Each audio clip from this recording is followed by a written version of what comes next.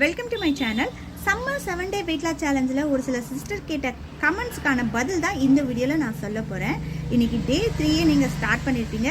டே 2 எப்படி ஃபாலோ பண்ணீங்க, உணவுப் பொருட்கள்லாம் எப்படி இருந்தது, நீங்கள் சமைச்சு சாப்பிடும்பொழுது உங்களோட வெயிட் லாஸ் எப்படி இருந்தது அப்படின்றத கமெண்ட்டில் மென்ஷன் பண்ணுங்கள். இதே மாதிரி தான் நேற்று நான் கேள்வி கேட்டிருந்தேன். அதுக்கு ஒரு சிஸ்டர் வந்து சொல்லியிருந்தாங்க, சிஸ்டர் ரொம்ப கஷ்டமாக இருந்தது, எனக்கு பசி எடுக்கிற மாதிரியே ஃபீல் இருந்துச்சு அப்படின்னு சொல்லியிருந்தாங்க. ஃபஸ்ட்டு டே அப்படி தான் இருக்கும். ஏன் அப்படின்னா, நீங்கள் இத்தனை நாள் உங்களோட உணவு முறையை எப்படி எடுத்துகிட்டு இருந்திருப்பீங்க. இப்போ நீங்கள் உங்களோட உணவு முறையை நீங்கள் மாற்றம் செய்யும் பொழுது உங்களுக்கு அந்த பசிக்கிற ஃபீலிங் இருக்க தான் செய்யும்.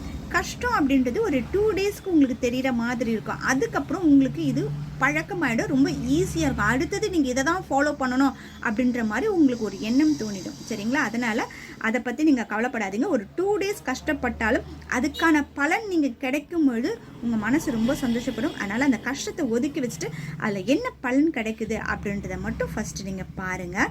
ரெண்டாவது விஷயம் வந்து பார்த்திங்கன்னா, பசிக்கிற மாதிரியே இருந்துச்சுன்னு சொன்னீங்க இல்லையா, உங்களுக்கு அப்படி தான் தோணும். ஏன்னா இவ்வளோ நாள் வந்து திட ஆகாரம் நிறைய எடுத்துகிட்டு இருந்திருப்பீங்க. இப்போ நான் ஃபுல் அண்ட் ஃபுல் வந்து பார்த்திங்கன்னா மார்னிங் பிரேக்ஃபாஸ்ட்டுக்கு ஒரு ஸ்மூதி மாதிரி தான் உங்களை எடுத்துக்க சொல்கிறேன். அப்படின்னும் பொழுது உங்களுக்கு வந்து வயிறு ரொம்ப காலியாக இருக்கிற மாதிரி ஒரு ஃபீல் இருக்கும். நார்மலாகவே நம்மளோட வயிறோட அளவு வந்து பார்த்திங்கன்னா சும்மா ஒரு கைப்பிடி தான். ஆனால் அது நம்மளோட உணவுகள் எவ்வளோ வேணாலும் உள்ளே எடுத்துக்கும். இப்போ எப்படி பலூனில் நம்ம காற்று நம்ம ஊத ஊத எப்படி பெருசாகுமோ அது மாதிரி தான் நம்ம வயிற்றில் நம்ம சாப்பிடக்கூடிய உணவுகள் போக போக அது ஏற்றுக்கிட்டே தான் இருக்கும். இவ்வளோ நாள் நம்ம அப்படி சாப்பிட்டுக்கிட்டே இருந்து இப்போ நம்ம வயிறுக்கு எவ்வளோ தேவையோ அந்த அளவு உணவு தான் நம்ம கொடுக்குறோம் அப்படின்னும் பொழுது அந்த வயிறு ஏதோ காலியாக இருக்கிற மாதிரி, அந்த காலியாக இருக்கிறது தான் உங்களுக்கு பசிக்கிற மாதிரி ஒரு ஃபீல் கொண்டு வர்றது. அதனால் நீங்கள் அதை பற்றிலாம் கவலையே படாதையும் உங்களோட டயட்டை நீங்கள் கரெக்டாக ஃபாலோ பண்ணிகிட்டே இருங்க. உங்களுக்கு ரொம்ப பசிக்கிற மாதிரி ஒரு ஃபீல் இருந்துச்சு அப்படின்னா, நான் ஏற்கனவே சொன்ன மாதிரி மோர் குடிக்க சொல்லியிருக்கேன், பானகம் குடிக்க சொல்லியிருக்கேன். இதெல்லாம் நீங்கள் எடுத்துக்கும் பொழுது உங்களுக்கு அந்த வயிறு ஃபில்லிங்காக இருக்கும் பொழுது உங்களுக்கு அந்த எண்ணம் அவ்வளோவா தோணாது. நீங்கள் அதுக்கு ஏற்ற மாதிரி நீங்கள் ஃபாலோ பண்ணிக்கலாம். சரிங்களா? ஒரு சிஸ்டர் கமெண்ட்டில் கேட்டிருந்தாங்க, நம்ம வெயிட் லாஸ் பண்ணிட்டு இருக்கும் பொழுது மதியம் தூங்கலாமா அப்படின்னு சொல்லிட்டு. நிறைய பேர் என்ன சொல்லுவாங்க அப்படின்னா, மதியம் தூங்குனா உடல் எடை ஏறிடும் அப்படின்ட்டு. அதனால தான் நிறைய பேர் மதியம் தூங்குறதுக்கு பயப்படுவாங்க. ஒரு விஷயத்த மட்டும் நல்லா தெரிஞ்சுக்கோங்க, மதியம் நீங்கள் தூங்கலாம், ஆனால் எப்படி தூங்கணும் அப்படின்றத தெரிஞ்சுக்கோங்க. சாப்பிட்ட உடனே தூங்கக்கூடாது. ஒன்று சாப்பிட்றதுக்கு முன்ன தூங்கிடுங்க, இல்லையா சாப்பிட்டு ஒரு மணி நேரம் கழித்து நீங்கள் படுக்கலாம். நைட்டு தூக்கம் எப்படி ஒரு மனுஷனுக்கு ரொம்ப முக்கியமோ அதே மாதிரி பகல் தூக்கம் அப்படின்றதும் ரொம்ப முக்கியம்தான். ஆனால் வேலைக்கு போகிறவங்களால கண்டிப்பாக தூங்க முடியாது. வீட்டில் இருக்கவங்க நீங்கள் காலையிலேருந்து எவ்வளோ வேலைகள்லாம் செய்வீங்க. அந்த மதிய நேரம் அப்படின்றது உங்களுக்கு கொஞ்சம் ரெஸ்ட் டைம் கிடைக்கும் பொழுது உடல் அசதியாகத்தான் இருக்கும். அந்த டைமில் நீங்கள் ஒரு அரை மணி நேரமோ 1 மணி நேரமோ நீங்கள் படுத்து எழுந்தீங்க அப்படின்னா உங்கள் பாடிக்கு நல்ல ஒரு எனர்ஜி கிடைக்கும். அதனால் நீங்கள் தாராளமாக மதியம் படுத்து தூங்குறதுல எந்த ஒரு தவறுமே கிடையாது. ஆனால் சாப்பிட்ட உடனே படுத்துடாதீங்க. சாப்பிட்ட உடனே எல்லாருக்குமே ஒரு சின்ன மயக்கம் வரும். அதனால் அந்த டைமில் போய் படுக்கும்பொழுது நம்ம சாப்பிடக்கூடிய உணவுகள் சீக்கிரம் செரிமானம் ஆகாமல் அப்படியே உடம்புல ஃபேட்டாக தங்கிடும். அதனால தான் உடல் எடை ஏறிடும் அப்படின்னு சொல்கிறாங்களே தவிர்த்து மதியம் தூங்கவே கூடாது அப்படின்லாம் யாரும் சொல்ல வரல. அதனால் ஒன்று சாப்பிட்றதுக்கு முன்ன கொஞ்சம் நேரம் படுத்து எழுந்துருங்க.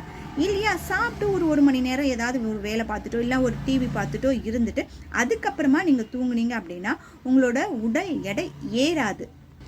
இன்னொரு சிஸ்டர் என்ன கேட்டிருந்தாங்க அப்படின்னா, நீங்கள் ஈவினிங் ஸ்நாக்ஸுக்கு பெரும்பாலும் சூப்பு தான் எடுத்துக்க சொல்கிறீங்க, என்ன காரணம், சூப்புக்கு பதில் வேறு எதாவது எடுத்துக்கலாமா அப்படின்னு சொல்லி கேட்டிருந்தாங்க. முக்கியமாக சூப் எடுத்துக்கிறதுக்கான காரணம் என்ன அப்படின்னு பார்த்தீங்கன்னா, இப்போ சூப்பில் வந்து சும்மா எதுவும் நம்ம வெறும் தண்ணி மாதிரி எடுத்துக்க போகிறது கிடையாது. அதில் வெஜிடபிள்ஸ்லாம் போட்டு எடுத்துக்கும் பொழுது அதில் இருக்கக்கூடிய அந்த நார்ச்சத்து நமக்கு வந்து பசியை ரொம்ப ஏற்படுத்தாது. ஏன்னா நைட்டு டின்னரை ஸ்கிப் பண்ணுறோம் அப்படின்னும்போது ஈவினிங் இது மாதிரி சூப் நீங்கள் எடுத்துக்கிட்டீங்க அப்படின்னா மறுநாள் காலையில் வரைக்கும் ஒரு ஃபாஸ்டிங் இருக்கிறதுக்கு உங்களுக்கு வயிறு நல்லா ஃபில்லிங்காக இருக்கும். அதனால் ஈவினிங் சூப் எடுத்துக்கிறது ரொம்ப ரொம்ப நல்ல விஷயம். சப்போஸ் உங்களால் சூப் எடுத்துக்க முடியல அப்படின்னா சுண்டல் வகைகளை நீங்கள் செஞ்சு சாப்பிடலாம். கொண்டக்கடலை, கொள்ளு, பச்சை பயிறு அது மாதிரி பொருட்களை நீங்கள் ஊற வச்சு அதில் ஆவி கட்டி சுண்டல் மாதிரி நீங்கள் ஈவினிங் எடுத்துக்கிட்டீங்க அப்படின்னா நைட்டு டின்னரை ஸ்கிப் பண்ணிவிட்டு உங்களோட டயட்டை கரெக்டாக ஃபாலோ பண்ணுறதுக்கு ரொம்ப ஈஸியாக இருக்கும். அதனால் முடிஞ்ச அளவுக்கு சூப் எடுத்துக்க முயற்சி செய்யுங்க. இல்லை அப்படின்னா சுண்டல் மாதிரி விஷயங்களை நீங்கள் எடுத்துக்கலாம் உங்களோட உணவில். இந்த சேலஞ்சை ஃபாலோ பண்ணுறவங்க டெய்லி உங்களோட வெயிட்டை செக் பண்ணி கமெண்ட்டில் சொல்லுங்கள் அப்படின்னு சொல்லியிருந்தேன். ஒரு சில சிஸ்டர்ஸ்க்கு வந்து பார்த்திங்கன்னா 1 கிலோ 1.25 கிலோ கிட்ட வெயிட் குறைஞ்சிருந்தது. எனக்கு ரொம்ப சந்தோஷம் அப்படின்னு சொல்லிட்டு அவங்க கமெண்ட்டில் போட்டிருந்தாங்க. ஃபஸ்ட்டு டே எப்பவுமே அப்படி தான் இருக்கும். ஏன்னா நம்ம உடம்புல இருக்கக்கூடிய அந்த கெட்ட நீர்லாம் இறங்கும்போது வெயிட் லாஸ் அப்படின்றது ரொம்ப அதிகமாக தான் தெரியும். சரிங்களா? அதுக்கப்புறம் வந்து பார்த்திங்கன்னா கொஞ்சம் கொஞ்சமாக அது கம்மியாகும். ஓகே, நீங்கள் கரெக்டாக ஃபாலோ பண்ணிட்டுருக்கீங்க, சூப்பர். ஆனால் இதில் இன்னும் ஒரு சில சிஸ்டர் என்ன சொல்லிட்டு இருந்தாங்கன்னா, ஒரு 2 நாளாக நான் கரெக்டாக ஃபாலோ பண்ணுறேன், ஆனால் எனக்கு வந்து வெயிட் இறங்கலை, வெயிட் வந்து அப்படியே இருக்குது. இன்னும் ஒரு சிலருக்கு வந்து வெயிட் கெயின் ஆச்சு அப்படின்னு சொல்லியிருந்தாங்க. இந்த கரெக்டாக 7 நாளும் நீங்கள் அப்படியே ஃபாலோ பண்ணிக்கிட்டே வாங்க. இந்த 7 நாளும் உங்களுக்கு உடல் எடை குறையலை, ஸ்டக்காகி அப்படியே நிற்குது, இல்லை உடல் பருமன் ஏறுது அப்படின்னா இந்த 7 டேஸ் கழித்து கண்டிப்பாக நீங்கள் ஒரு மெடிக்கல் செக்கப் எடுத்துக்கிறது நல்லது. சுகர் இருக்கா, தைராய்டு இருக்கா, இல்லைன்னா ஒரு ஸ்கேன் பண்ணி பாருங்கள். வயிறை ஒரு ஸ்கேன் பண்ணி டாக்டர்கிட்ட முதல்ல போய் சொல்லுங்கள், இது மாதிரி நான் ஒரு டயட் இருந்தேன், இப்போ ஃபுட் சார்ட்டும் நீங்கள் காட்டலாம். காட்டி நான் இது மாதிரி டயட் இருந்து கூட என்னோடய உடல் பருமன் ஏறிக்கிட்டே போகுது அப்படின்னும்போது கண்டிப்பாக அவங்க உங்களுக்கு கைட் பண்ணுவாங்க. என்னென்னலாம் டெஸ்ட் எடுக்கலாம் அப்படின்றத சொல்லுவாங்க. அதுக்கேற்ற மாதிரி நீங்கள் டெஸ்ட் எடுத்து பார்த்துட்டு அதுக்கேற்ற ட்ரீட்மெண்ட் எடுத்துக்கிட்டு அதுக்கப்புறம் உங்களோட உடல் எடைக்கு ஏற்ற மாதிரி உணவுகளை நீங்கள் எடுத்துக்கிட்டீங்க அப்படின்னா உங்களோட உடல் எடை குறைப்பு அப்படின்றது ரொம்ப ஈஸியாக நடக்கும்.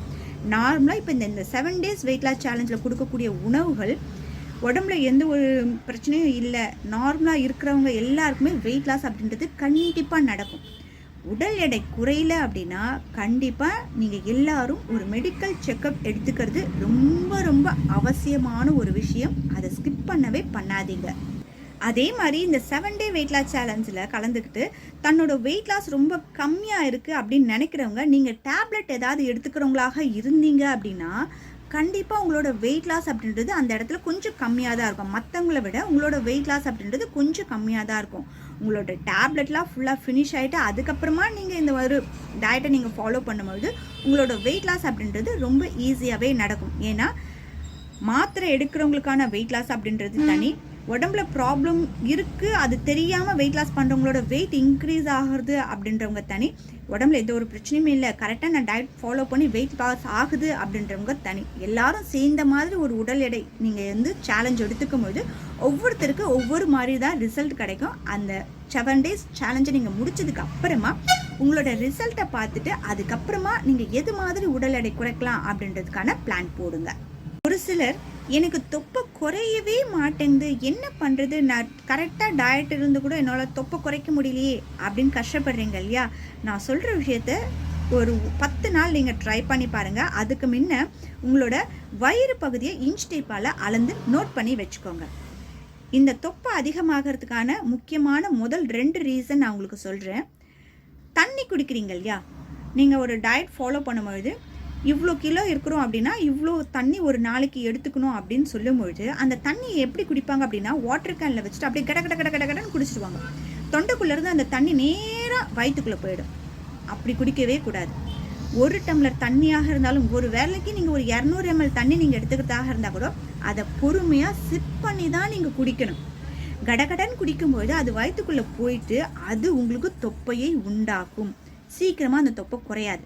அதனால் ஒரு 10 நாள் நீங்கள் தண்ணி இது மாதிரி நல்லா சிப் பண்ணி பொறுமையாக குடிங்க. இது ஒரு சிலருக்கு. இன்னும் ஒரு சிலருக்கு தொப்பை குறையாமல் இருக்கிறதுக்கான காரணம் என்னன்னா சாப்பிடவே மாட்டாங்க. நான் டயட் இருக்கேன், தண்ணி குடிச்சிட்டு எனக்கு வயிறு ரொம்பிடுச்சு, எனக்கு பசிக்கலை, அதனால நான் சாப்பிட மாட்டேன் அப்படின்றவங்களுக்கு கேஸ் ஃபார்ம் ஆகிடும் வயிற்றில். அந்த கேஸ் ஃபார்ம் ஆகிடுச்சு அப்படின்னா உடல் எடையும் ஏறும், தொப்பையும் நல்லா பெருசாக இருக்க மாதிரி இருக்கும். ப்ரெக்னெண்ட்டாக இருந்தால் எது மாதிரி தொப்பை இருக்குமோ அது மாதிரி தொப்பை இருக்கும். அப்போ நீங்கள் என்ன பண்ணணும்? கரெக்டாக அந்தந்த வேலைக்கு நீங்கள் சாப்பிடணும், அளவாக சாப்பிடணும்.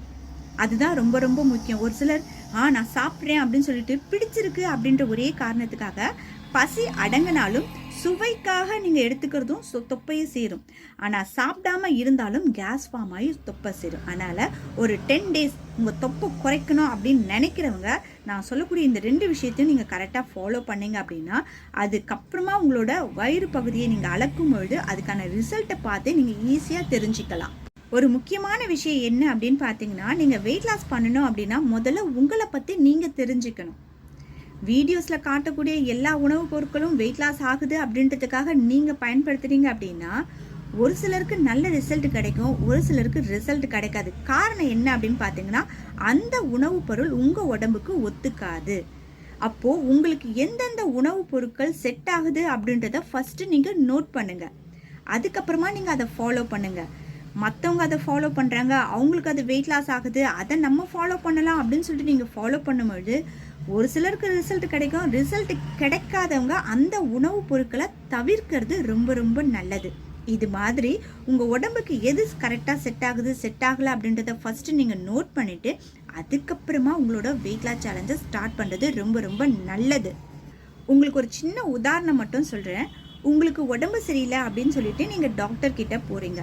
அவங்க மெடிசன் எழுதும்பொழுது உங்ககிட்ட கேட்பாங்க, உங்களுக்கு வயிறு ரணமாகுமா, ஏதாவது மாத்திரை உங்களுக்கு ஒத்துக்காமல் போகுமா அப்படின்னு சொல்லி கேட்பாங்க. ஏன் அப்படின்னா ஒரு சிலருக்கு மாத்திரை அந்த டோசேஜ் வந்து பார்த்திங்கன்னா வயிறு ரணமாகும்.